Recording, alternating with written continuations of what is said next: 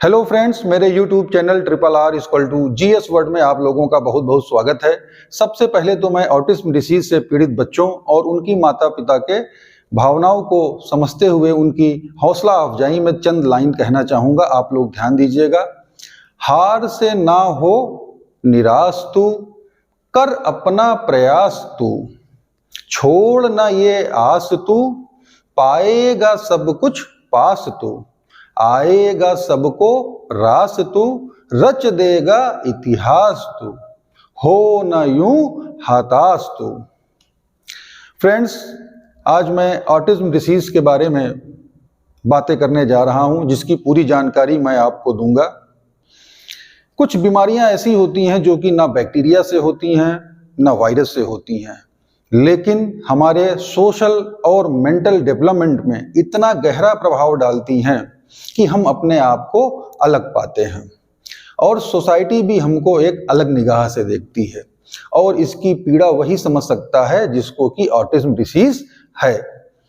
हमारे देश में प्रेजेंट टाइम में करीब 18 मिलियन लोग ऑटिज्म डिसीज से पीड़ित हैं, जो कि डायग्नोज्ड हुए हैं, और बहुत सारे न जाने कितने ऐसे लोग होंगे जिनको कि ये पता ही नहीं होगा कि उन्हें ऑटिज्म नाम की बीमारी है।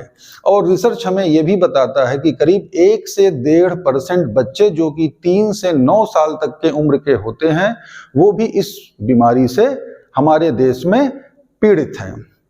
तो आज मैं आपको ये ऑटिज्म डिसीज क्या होता है, इसके होने के क्या क्या कारण होते हैं, कौन से ऐसे लोग हैं जिनको कि ये बीमारी होने का रिस्क ज़्यादा है, इसके लक्षण क्या होते हैं जिससे कि हम इसको पहचान कर लें समय रहते हुए, और समय से अगर हम इसका इलाज शुरू कर देते हैं तो इसका प्रभाव हमारे जीवन में कम से कम होता है। कौन कौन सी ऐसी जांचें हैं जो कि इस ऑटिज्म बीमारी में की जाती हैं, और फाइनली इसका क्या ट्रीटमेंट है, ये सारी बातें इस क्लास में डिस्कस होंगी। और साथ में मैं आपको कुछ ऐसी महान हस्तियों के बारे में भी बताऊंगा जिन्होंने ऑटिज्म होते हुए भी अपने जीवन में सफलता का वो मुकाम हासिल किया है जो कि एक हेल्दी पर्सन भी नहीं कर पाता है। तो आइए शुरू करते हैं ऑटिज्म स्पेक्ट्रम डिसीज। तो सबसे पहले आप लोग ये समझ लीजिए कि ऑटिज्म का शाब्दिक अर्थ क्या है। ऑटिज्म का मतलब होता है स्वलीनता, अपने आप में लीन रहना। आसपास आपके क्या हो रहा है, देश दुनिया में क्या हो रहा है, और लोग क्या कर रहे हैं, आपसे क्या अपेक्षाएं करते हैं, इससे इस ऑटिज्म बीमारी वाले लोगों को कोई मतलब नहीं होता है। वो अपनी एक अलग ही दुनिया बना लेते हैं। तो ये जो ऑटिज्म बीमारी है, ये हमारे ब्रेन के डेवलपमेंट होने के समय होने वाली एक बीमारी है, जिसमें कि ब्रेन फंक्शन के डिफरेंस हो जाने की वजह से हमारा जो मेंटल और सोशल डेवलपमेंट होता है, या तो वो कम हो जाता है या वो असामान्य हो जाता है, एबनॉर्मल हो जाता है।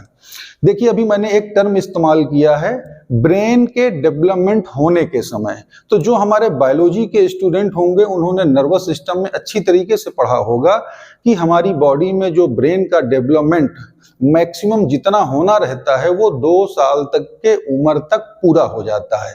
2 साल के बाद, पैदा होने के 2 साल के बाद ब्रेन का डेवलपमेंट आगे नहीं होता है। एक बार जो ब्रेन सेल यानी नर्व सेल बननी होती हैं ब्रेन में, वो बन जाती हैं, और 2 साल के बाद जैसे जैसे जीवन आगे बढ़ता है तो अब इन नर्व सेल की संख्या आगे नहीं बढ़ती है, वो समय के साथ, उम्र के साथ कम ही होती है, क्योंकि हमारी जो ब्रेन की नर्व सेल होती हैं उसमें रीजनरेशन की पावर नहीं होती है। तो ये जब हमारा ब्रेन का डेवलपमेंट पैदा होने के बाद 2 साल की उम्र तक जितना होना रहता है हो जाता है, इसी कारण से ये बीमारी मुख्यतः बच्चों में 2 साल के बाद से दिखाई पड़ती है।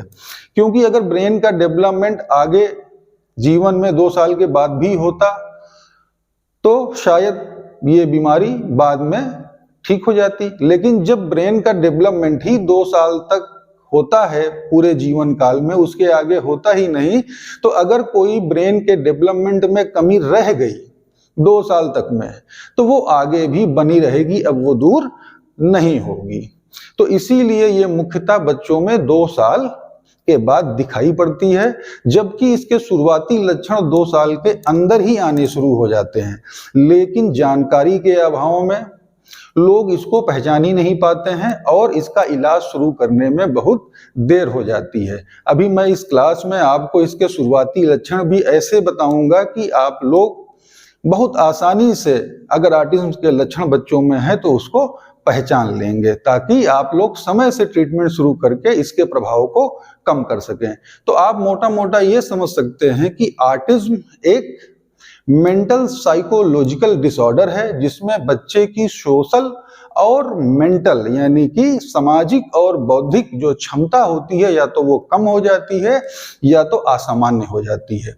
तो ये जो हमारे बच्चे ऑटिज्म के हैं वो एक लिमिटेड एक्टिविटी करते हैं, यानी कि उनका जो वर्क होता है या जो उनका खेलना होता है वो लिमिटेड होता है, एक ही चीज जो करते हैं उसी को बार बार करते हैं। उनका जो इंटरेस्ट होता है चीजों में वो लिमिटेड होता है। जो माता पिता, फ्रेंड्स, भाई बहन या सोसाइटी बच्चे से अपेक्षा करती है या चाहती है, उस बच्चे को उस चीज से कोई मतलब नहीं रहता है, वो अपने आप में ही लीन रहता है। और इन्हीं लक्षणों के समूह को हम क्या बोलते हैं? Autism spectrum disorder. तो आइए अब जानते हैं कि इसके मेन कारण क्या हैं। देखिए, बहुत सारे हमारे ऐसे माता पिता हैं जो इस बीमारी के बारे में नहीं जानते हैं और वो अपने बच्चे को ही दोष देते हैं कि अरे मेरा बच्चा तो बिगड़ैल हो गया है, वो जिद्दी हो गया है, वो किसी की नहीं सुनता है, किसी से मतलब नहीं रखता है, या अपने आप को वो दोष देते हैं कि शायद उनके पालने पोसने में कोई कमी रह गई है, जिससे कि उनका बच्चा अन्य बच्चों की तुलना में कुछ एबनॉर्मल है, अलग है, वो अन्य बच्चों में घुल मिल नहीं पा रहा है। तो मैं कहना चाहूंगा कि न ही इसमें बच्चे का दोष है, न ही माता पिता का दोष है। ये एक मेंटल डेवलपमेंट और सोशल डेवलपमेंट की बीमारी है जो कि लैक ऑफ ब्रेन फंक्शन की वजह से होती है। तो इसमें कोई भी अपने आप को दोषी ना समझे।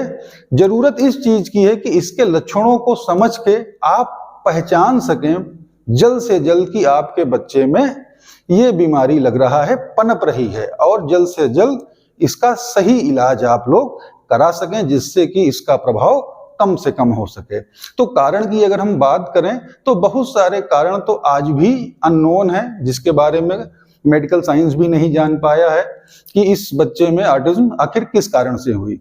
और जो कुछ कारण नोन है, जो हमें पता है, मेडिकल साइंस को पता है कि इस कारण से ऑटिज्म होती है, वो 2 मेन कारण है। आइए इन दोनों के बारे में डिटेल में समझते हैं कि मेडिकल और नॉन मेडिकल कॉजेस क्या होता है। तो आइए देखते हैं कि मेडिकल काजेस क्या क्या हैं। ये देखिए, मैंने यहाँ पे राइट डाउन किया हुआ है। तो मेडिकल काज में सबसे पहला काज है जेनेटिक म्यूटेशन, यानी जीन में कुछ बदलाव हो जाते हैं जिसकी वजह से ऑटिज्म हो सकती है। दूसरा रीजन क्या है? Genetic chromosomal condition. ये एक क्रोमोसोमल बीमारी होती है जो कि थोड़ा टिपिकल है। तो बस आप लोग नाम जानिए, फ्रेगाइल एस सिंड्रोम और ट्यूबरस स्क्लेरोसिस, यानी कि ये अगर जेनेटिक डिसऑर्डर है तो उसकी वजह से भी ऑटिज्म हो सकता है। फिर आता है कॉम्प्लिकेशन इन मदर ड्यूरिंग प्रेगनेंसी, यानी प्रेगनेंसी के दौरान मदर में कुछ ऐसे कॉम्प्लिकेशन हैं जैसे कि डायबिटीज, थायराइड का होना, ज्यादा ओबीज होना, या प्रेगनेंसी के दौरान मैटरनल कोई इन्फेक्शन हुआ हो तो उसकी वजह से भी ऑटिज्म होने की संभावना बढ़ जाती है। फिर अगला मेडिकल कॉज है कॉम्प्लिकेशन ड्यूरिंग डिलीवरी, यानी कि बच्चे के पैदा होने के समय में कुछ ऐसे कॉम्प्लिकेशन होते हैं जिसकी वजह से भी ऑटिज्म होने का खतरा रहता है। तो उसमें सबसे पहला क्या है? ऑब्स्ट्रक्टेड लेबर, यानी कि बच्चा जब हमारा पैदा होना था उस समय उसको पैदा होने में जो समय लगना चाहिए था वो किसी ऑब्स्ट्रक्शन की वजह से, जिसमें कि मेनली कॉन्ट्रैक्टेड पेल्विस होती है मदर में, तो वो जो डिलीवरी का टाइम है वो बहुत ज्यादा लगा, जिससे कि बच्चा डिस्ट्रेस में रहा, और डिस्ट्रेस में होने की वजह से ऑक्सीजन सप्लाई अन्य ऑर्गन में भी कम होती है और ब्रेन में भी कम होती है, जिससे कि वहीं पे उसका ब्रेन फंक्शन डिस्टर्ब हो जाता है। तो ये भी एक मेजर कारण है ऑब्स्ट्रक्टेड लेबर का होना। फिर क्या है, डिलेड क्राई, यानी कि ऐसे बच्चे जो कि पैदा होने के बाद तुरंत नहीं रोए। नॉर्मली क्या होता है कि डिलीवरी के तुरंत बाद बच्चों का क्राई करना जरूरी होता है उनके रेस्पिरेशन के लिए। तो जो ऐसे बच्चे होते हैं कि जो 2 मिनट 4 मिनट या घंटों बाद रोते हैं, तो उनमें ऑटिज्म होने की संभावना बढ़ जाती है। और उसके बाद है pre term delivery. Pre term delivery का मतलब जो कि समय से पहले हो जाए। जैसे कभी कभी आपने सुना होगा कि 7 महीने में ही डिलीवरी हो गई, 8 महीने में हो गई, तो यानी 36 वीक्स के अगर पहले कोई डिलीवरी होती है तो उसको प्री टर्म डिलीवरी बोलते हैं। तो ऐसे बच्चे जो समय से पहले पैदा हो जाते हैं उनमें भी ऑटिज्म होने का खतरा बढ़ जाता है।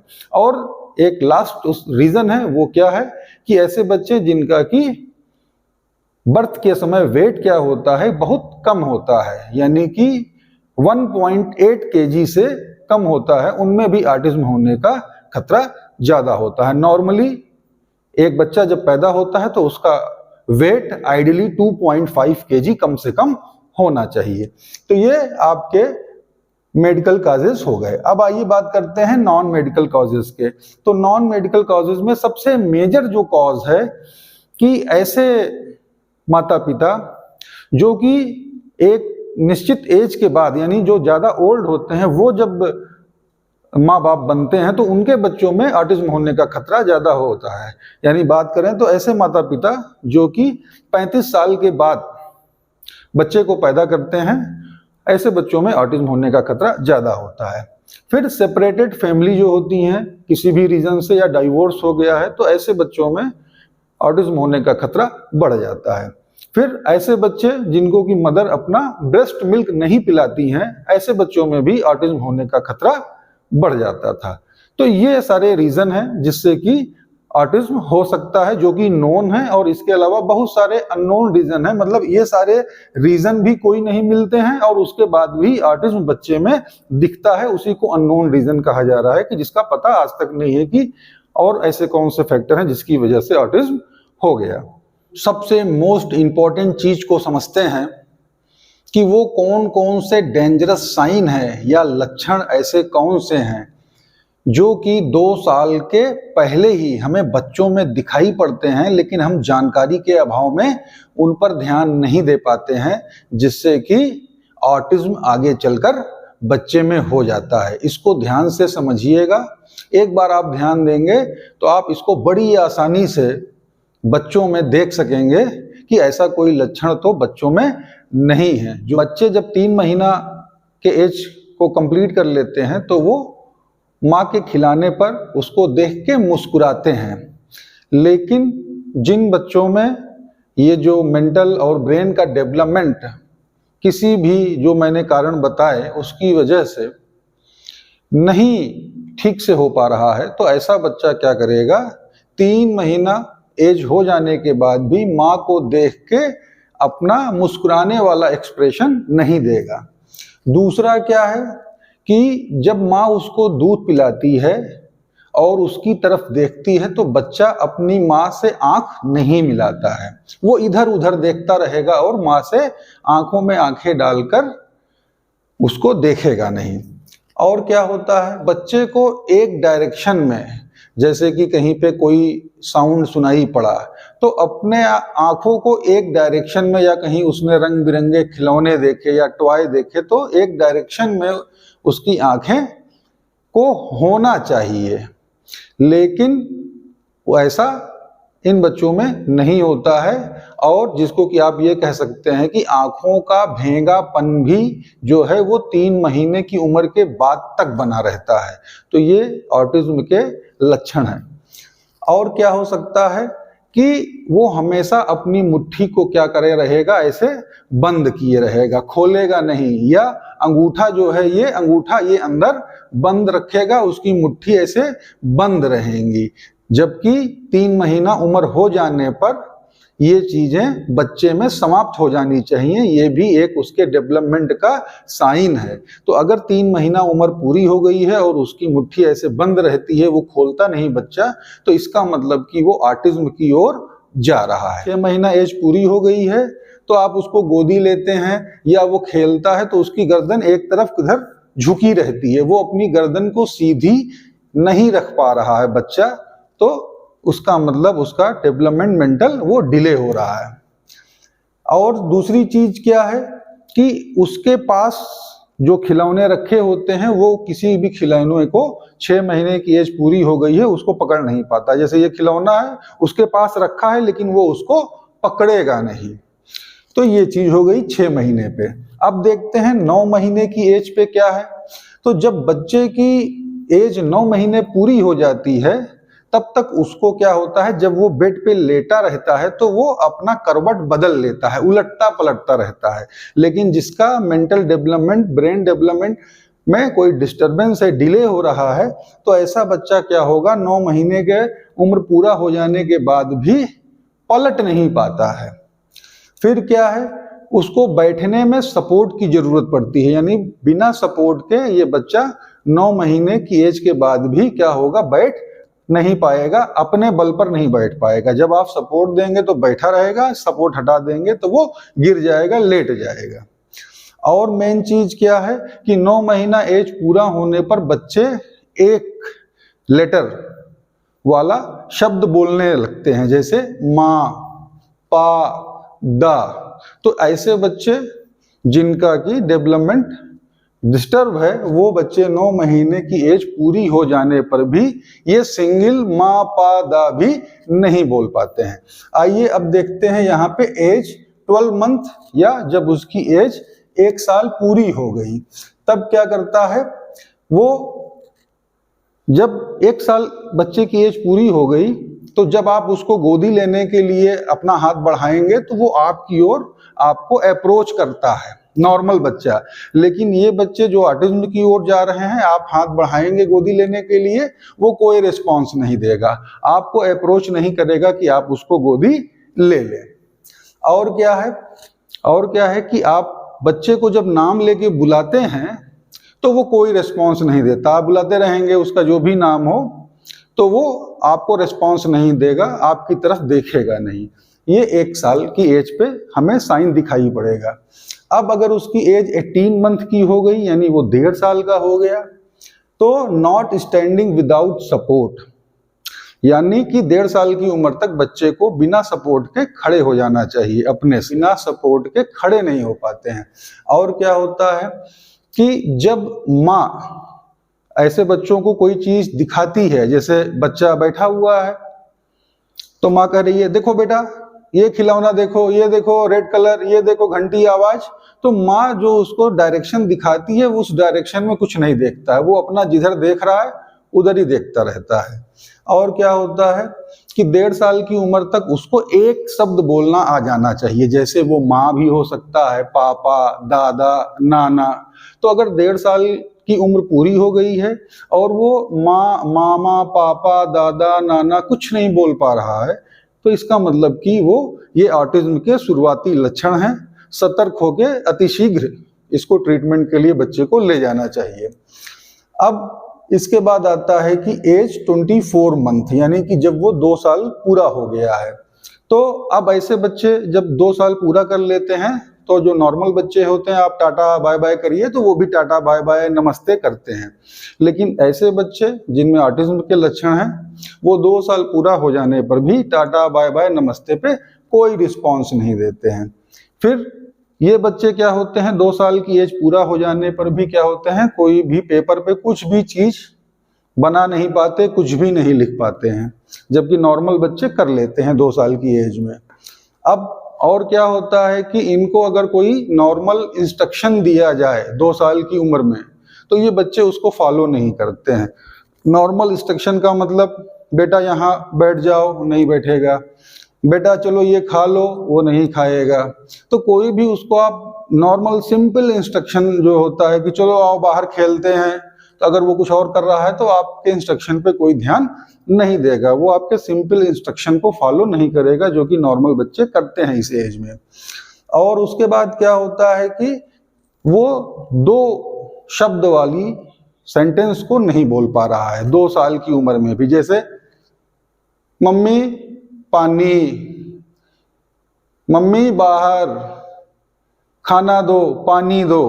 तो ये 2 शब्द वाले सेंटेंस भी वो 2 साल की उम्र तक नहीं बोलना सीख पाता है, ये जो ऑटिज्म के बच्चे होते हैं। अब आइए बात करते हैं कि जब उसकी एज 3 साल की हो गई तब पर भी क्या हो रहा है कि वो अपने से नहीं खा पाता है, यानी आपको उसको खाना खिलाना पड़ता है। वो चम्मच से, स्पून से, कटोरी में आपने खाने में कुछ दिया, वो अपने से लेके उसको मुंह में नहीं खा पाएगा या अपने हाथ से भी नहीं खा पाएगा, आपको ही खिलाना पड़ेगा। तो ये 3 साल तक की उम्र जब पूरी हो गई तो तब भी पर वो अपने से खाना नहीं खा पाएगा। फिर क्या है, उसके मुंह में हमेशा सलाइवा ज्यादा बनता है, मुंह में थूक सलाइवा बनती रहती है, मुंह से बहता भी रहता है और उसकी आवाज साफ नहीं होती है। कुछ बोलेगा तो आपको साफ समझ में नहीं आएगा। और क्या होगा कि आप उसको जो भी इंस्ट्रक्शन देंगे वो आपके नॉर्मल इंस्ट्रक्शन को फॉलो नहीं कर पाएगा। वही चीज जैसे कि बेटा यहाँ मत बैठो, यहाँ मत खेलो, बाहर चलो, ये देखो क्या है, तो उस पर उसका कोई रिस्पॉन्स नहीं रहेगा। और 3 साल की उम्र पे उसको कम से कम 3 शब्द वाला सेंटेंस बोलना आ जाना चाहिए, लेकिन वो बोल नहीं पाएगा। जैसे मुझे दूध दो, मुझे खेलना है, पापा खाना दो, पापा गोदी लो, ये इस तरह का सेंटेंस नहीं बोल पाएगा। तो ये बहुत ही इंपॉर्टेंट चीज है, इसको आपको अपने बच्चों में इन शुरुआती 2-3 सालों तक काफी केयर से देखना चाहिए और समझना चाहिए, क्योंकि ये बहुत महत्वपूर्ण स्टेज है कि अगर इसी स्टेज में आपने इन लक्षणों से ये पहचान लिया कि हमारे बच्चे के ब्रेन का डेवलपमेंट वो डिस्टर्ब है, वो ठीक से नहीं हो पा रहा है, और आप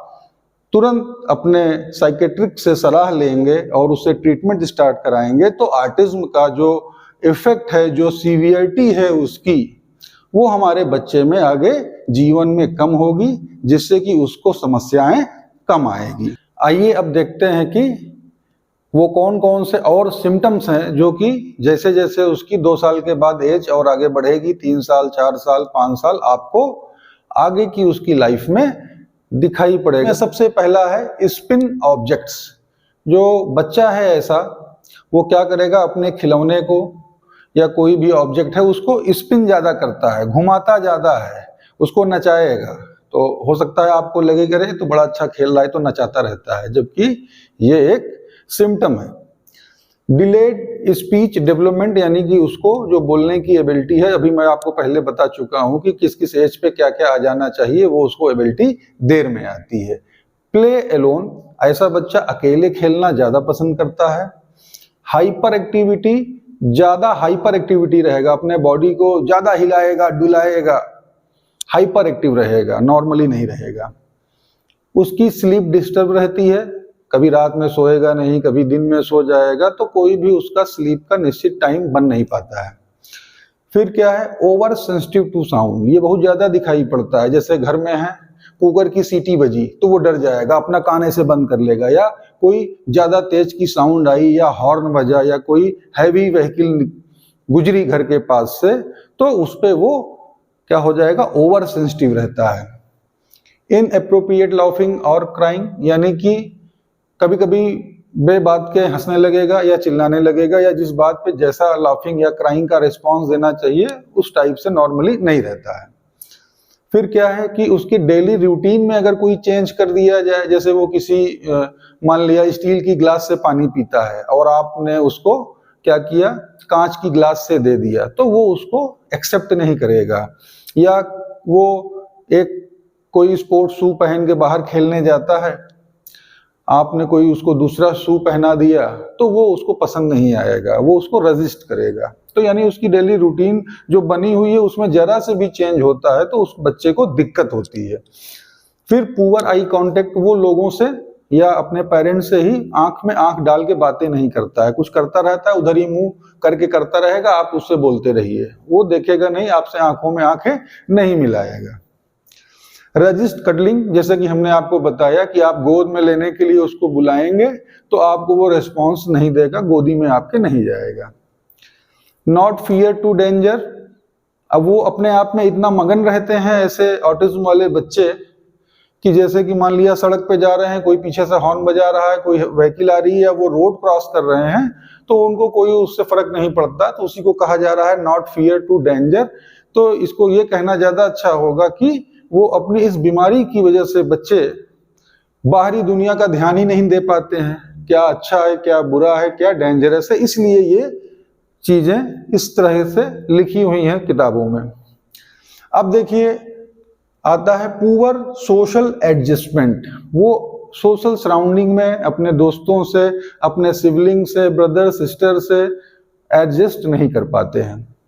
डिसेबिलिटी इन इंटरेक्शन, किसी दूसरे से इंटरेक्ट करना होता है, इंट्रोडक्शन करना होता है, कोई नाम पूछेगा नहीं बताएंगे, उधर मुंह कर लेंगे, किस क्लास में पढ़ते हो कुछ नहीं बताएंगे, जब मूड आया बता दिया, नहीं मूड आया नहीं बताया। फिर लिमिटेड वर्क बिहेवियर और लाइक और डिसलाइक, पहले ही हमने बताया कि इनका इंटरेस्ट लिमिटेड होता है। कोई एक टॉय या खेल खेलना पसंद करते हैं तो बस वही खेलते रहते हैं, कोई एक चीज इनको पसंद है खाने में तो वही मांगेंगे, कुछ और नहीं मांगेंगे। तो लिमिटेड इनका क्या होता है, इंटरेस्ट होता है। Not responding to surrounding calling, कोई नाम लेके बुला रहा है दूसरा, कोई रिस्पॉन्स नहीं, अधिकतर रिस्पॉन्स नहीं देते हैं। फिर repeated their words demands not hearing parents talk, वो अपनी बात को बार बार कहते रहते हैं। आपको लगेगा जिद्दी हो गया, एक ही बात को पकड़ के बैठ जाता है, जबकि ऐसा नहीं है। और आप कुछ कहेंगे तो उसको कोई प्रभाव नहीं पड़ेगा, उसको नहीं सुनेगा, अपनी बात ही कहता रहता है। और ऐसे बच्चे अमूमन क्या होते हैं कि आपको पकड़ के बात करते हैं, कुछ बोलेंगे तो आपको टच जरूर करेंगे, पकड़े रहेंगे, या आपको हिलाने भी लगेंगे अपनी बात बोलते बोलते, ठीक है। तो ये इस तरीके से उनमें सिम्टम होते हैं। फिर इनको आपकी फीलिंग से कोई मैटर नहीं होता है, यानी आपके मतलब पेरेंट्स घर में कोई साइड हो गए या कोई चोट लग गई तो नॉर्मली बच्चे आ जाते हैं, क्या हुआ मम्मी, क्या हुआ पापा, देखते हैं, इमोशन होता है, फीलिंग होती है। लेकिन इन बच्चों में इस बीमारी की वजह से ये जो ब्रेन का डेवलपमेंट कम हो पा रहा है, उसकी वजह से उनके अंदर ये जो कैपेबिलिटी है फीलिंग को समझना, इमोशन को समझना अपने पेरेंट्स की, वो नहीं आ पाती है। तो आप हैप्पी हैं, आप सैड हैं, आप इंजर्ड हैं, बच्चे को कोई प्रभाव नहीं पड़ेगा। फिर वो अपने भी एक्सप्रेशन को या अपनी फीलिंग को आपको या अन्य अपने फ्रेंड को बताने में कैपेबल नहीं होता, वो अपने आप को भी एक्सप्रेस नहीं कर पाता है।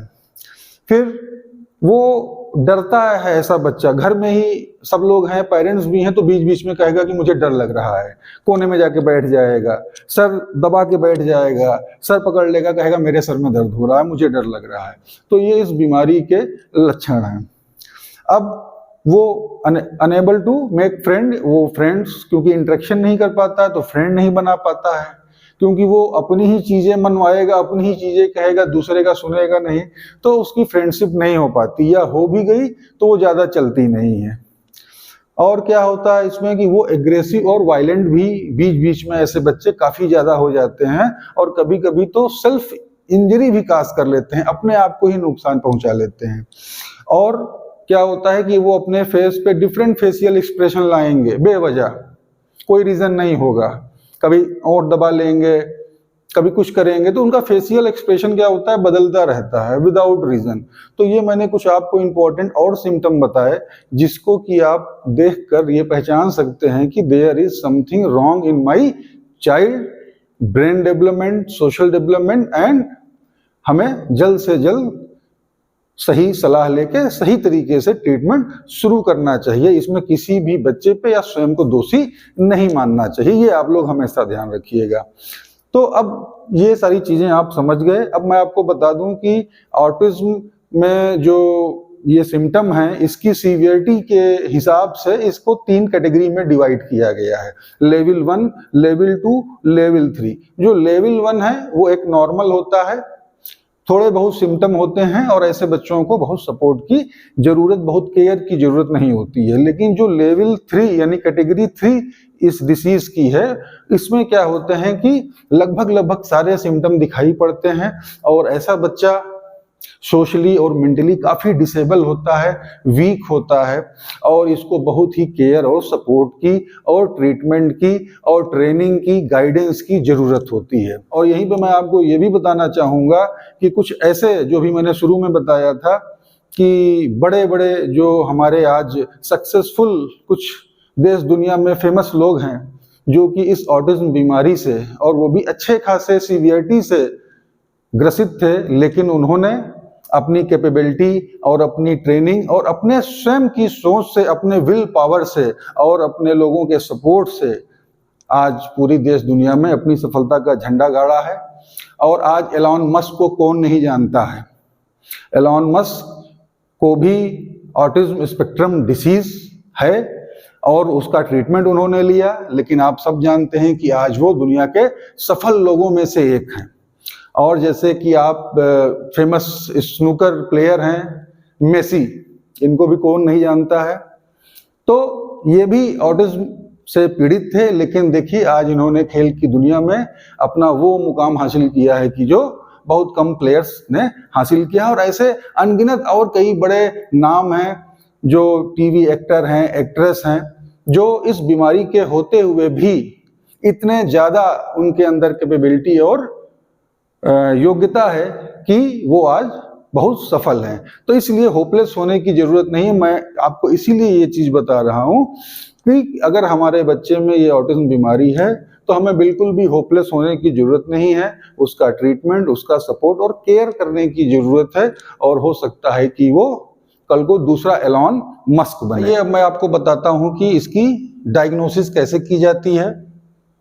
तो इसके लिए कोई भी ब्लड टेस्ट या ऐसी कोई भी जांच की सुविधा नहीं है। जो मैंने आपको अभी यहाँ साइन और सिम्टम बताए हैं, इसके ही आधार पर इस डिसीज की डायग्नोसिस बनाई जाती है। और कभी कभी सीटी स्कैन और एमआरआई किया जाए तो ब्रेन में एट्रोफिक चेंजेस आते हैं, वो भी ऑटिज्म की ओर इशारा करते हैं कि ये जो एट्रोफिक चेंजेस हैं उसकी वजह से बच्चे में ऑटिज्म हुआ हो। तो मोटा मोटा बस इसमें साइन और सिम्टम है, जिसको कि देखकर और समझकर इस बीमारी की डायग्नोसिस बनाई जाती है। इसलिए इन साइन और सिम्टम को समझना, देखना बहुत जरूरी है ताकि इसका अर्ली ट्रीटमेंट शुरू किया जा सके। अब आइए बात करते हैं इसके ट्रीटमेंट की। तो मैं आपको बता दूं कि ये जो ऑटिज्म बीमारी है, ये एक बार हो गई तो ये आपके साथ जीवन पर्यंत साथ में रहती है। लेकिन अभी मैंने आपको कई उदाहरण भी दिए कि इसमें घबराने की जरूरत नहीं है। इसमें कई कैटेगरी होती हैं, जरूरी नहीं है कि इसमें बहुत ज्यादा ही बच्चे में डिसेबिलिटी हो। माइनर डिसेबिलिटी हो सकती है जिसको कि आसानी से सपोर्ट करके सही किया जा सकता है। तो इसमें एज सच बहुत ही स्पेशल और विशेष ट्रीटमेंट नहीं है। इसमें बस खास चीज ये होती है कि इसका अर्ली डिटेक्शन अगर हो गया, तो अगर आपने ये चीज समझ ली कि बच्चे में ये बीमारी है, कोई उसका नखरा या नाटकपन नहीं है, तो हमें जल्द से जल्द बच्चों के साइकेट्रिक डॉक्टर से मिलना होता है। वही इस बीमारी का सबसे सही इलाज, ट्रेनिंग और आपको सलाह दे सकते। वो जो ब्रेन के डॉक्टर होते हैं उनको न्यूरोलॉजिस्ट बोला जाता है। तो इस बीमारी के लिए आपको किसका अप्रोच करना है, किसके पास जाना है? साइकेट्रिक डॉक्टर के पास। और उसमें भी साइकेट्रिक में भी चाइल्ड के साइकेट्रिक डॉक्टर अलग होते हैं, उनका सुपर स्पेशलाइजेशन अलग होता है। आपके सिटी में हो तो अच्छी बात है, ना हो तो आप पता कर सकते हैं। बड़ी सिटी में हर इस समय जो हमारे पीडियाट्रिक साइकेट्रिक के डॉक्टर अवेलेबल हैं, वही इस बीमारी को ठीक से समझ के और इसका सही ट्रीटमेंट, सलाह, ट्रेनिंग और क्या सपोर्ट करना है, कैसे करना है, आपको समझा देंगे। लास्ट में तो मैं इसमें यही कहना चाहूंगा, क्योंकि ये एक मेंटल और सोशल डेवलपमेंट की डिले की, उसके डिस्टरबेंस की बीमारी है, तो इसमें सबसे ज्यादा महत्वपूर्ण होता है बच्चे को मोरल सपोर्ट करना, उसको सही जगह ट्रीटमेंट दिलाना, और वो जब भी कुछ अच्छा करे, नॉर्मल करे, तो उस बच्चे को एप्रिसिएट करना ना भूलें। और बाकी आप साइकेट्रिक के जब डॉक्टर से मिलेंगे तो आपको वो कंप्लीट इसका ट्रीटमेंट बताएंगे। और मैं लास्ट में, मुझे मैथिली शरण गुप्त जी की वो लाइन याद आ रही है कि नर हो ना निराश करो मन को, कुछ काम करो, कुछ काम करो, जग में रहकर कुछ नाम करो। मिलते हैं अपनी नई क्लास में। जय हिंद, जय भारत।